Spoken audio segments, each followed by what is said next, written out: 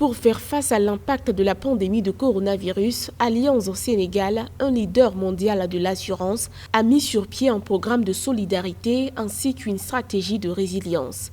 D'une valeur de 50 millions de francs CFA, ce programme renforcera la capacité du Sénégal à contenir cette crise sanitaire.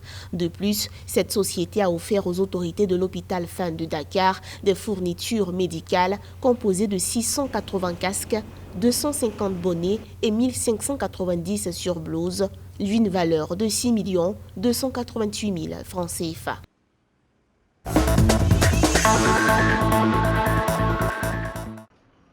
L'ambassade de France en Égypte a annoncé ce 15 juin qu'une enveloppe de 15 millions d'euros sera allouée au gouvernement égyptien pour soutenir sa lutte contre le coronavirus. Ce financement fait suite à la signature d'un accord par le ministre égyptien de la Santé, Ala Zayed, et l'ambassadeur de France en Égypte, Stéphane Romatet, à cette fin. Cette aide renforcera la réponse urgente de l'Égypte au Covid-19 et l'aidera à équiper les centres de traitement afin de freiner la propagation du virus dans le pays.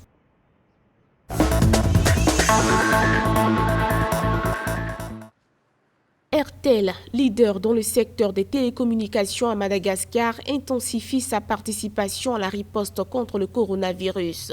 La société a remis une enveloppe de 20 millions d'ariari au centre de commandement opérationnel Covid-19 à Ivato ce 15 juin 2020. À travers ce financement, la compagnie envisage de soutenir les populations les plus touchées par la crise sanitaire.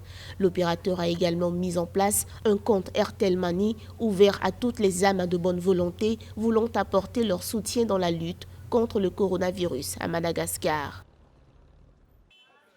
Le marché de Zipamanine, le plus grand marché municipal de la ville de Maputo au Mozambique, a fermé ses portes lundi 15 juin afin de limiter la propagation du coronavirus dans le pays. Cette fermeture a été jugée nécessaire par le ministère de la Santé qui a signalé des cas infectés au sein des marchés de la ville.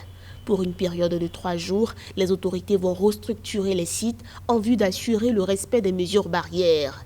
Elles procéderont également à la désinfection des sites pour protéger les commerçants contre la pandémie.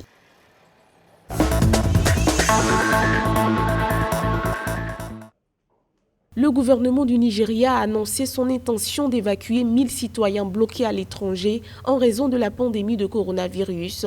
L'annonce a été faite par le coordinateur du Aircraft Performance Task Force, Sani Aliou, lors d'une réunion du groupe de travail Covid-19.